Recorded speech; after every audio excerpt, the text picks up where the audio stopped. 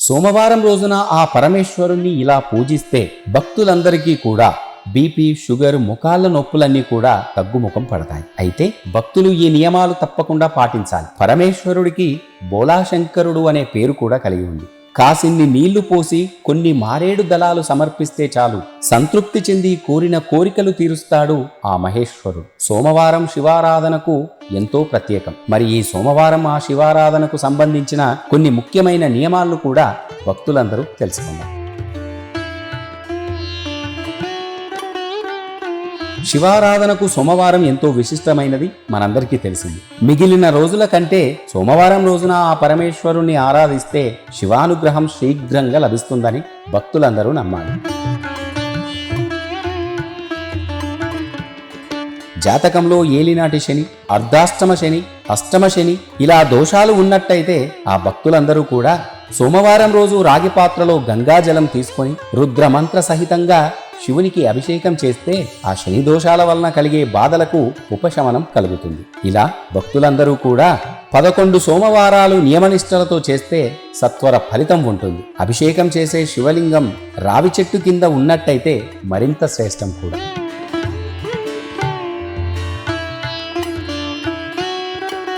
ఎవరైనా BP, sugar, ముఖాల నొప్పుల వంటి దీర్ఘకాలిక అనారోగ్య సమస్యలతో బాధపడుతూ ఎన్ని మందులు వాడినా ప్రయోజనం లేకుంటే ఆ భక్తులందరూ కూడా సోమవారం రోజున మృత్యుంజయుడైన శివయ్యను భక్తి శ్రద్ధలతో పూజిస్తే తప్పకుండా స్వస్థత చేకూరుతుంది. అది ఎలాగంటే సోమవారం రోజు ఆవు పాలు, నల్ల నువ్వులు ఆ పరమేశ్వరుడికి సమర్పించాలి.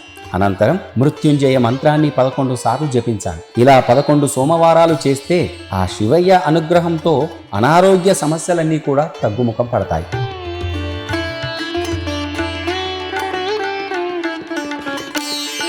ఎన్ని ప్రయత్నాలు చేసినా వివాహం కుదరక వివాహంలో తరచుగా ఆటంకాలు ఎదురవుతూ ఉంటే కనుక అలాంటి భక్తులందరూ కూడా ఈ ఒక్క చిన్న పరిహారంతో ఆ పరమేశ్వరుడికి చేసే పూజతో సత్వర ఫలితాలను పొందుతారు. కళ్యాణంలో తరచుగా ఆటంకాలు ఎదురవుతూ ఉంటే సోమవారం రోజున సూర్యోదయం సమయంలో కుంకుమ కలిపిన జలంతో శివలింగానికి అభిషేకం చేసి ఆ పరమేశ్వరుడికి ఎండు ద్రాక్ష నైవేద్యంగా సమర్పించాలి. ఇలా 11 సోమవారాలు చేస్తే కనుక త్వరగా వివాహమవుతుంది.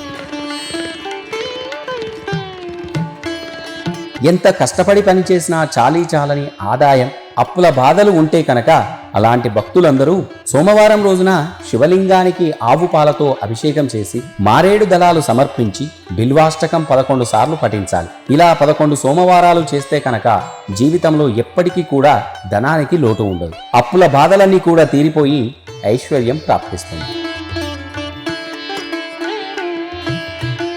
రాజయోగం కోరుకునే భక్తులందరూ కూడా సోమవారం రోజు విభూదితో శివలింగానికి అభిషేకం చేసి అనంతరం శివలింగం పైన ఉన్న విభూదిని ఇంటికి తీసుకువెళ్లి ప్రతి రాత్రి నిద్రించే ముందు నుదుటున పెట్టుకుంటే ఊహించని విధంగా ఆకస్మిక ధనలాభాలు, ఉన్నత పదవీ యోగం, రాజయోగాలు సిద్ధిస్తాయి. ఆ పరమేశ్వరుడి పూజలో చిత్తశుద్ధి ఎంతో ముఖ్యం కూడా. ఏదో ఒకలాగా మొక్కుబడిగా పూజ పూర్తి చేసి ఫలితాల కోసం ఎదురు చూడడం అనేది శుద్ధ దండగ కూడా. మనస, వాచ, కర్మన చిత్తశుద్ధితో పూజించిన వారికే సత్వర ఫలితాలు ప్రసాదిస్తాడు ఆ పరమేశ్వరుడు. శివుని పూజల్లో మనం సమర్పించాల్సినది ముఖ్యమైనది కూడా భక్తితో కూడిన మనస్సు. అందుకే అంటారు కదా, చిత్తశుద్ధి లేని శివ పూజ లేలరా అని.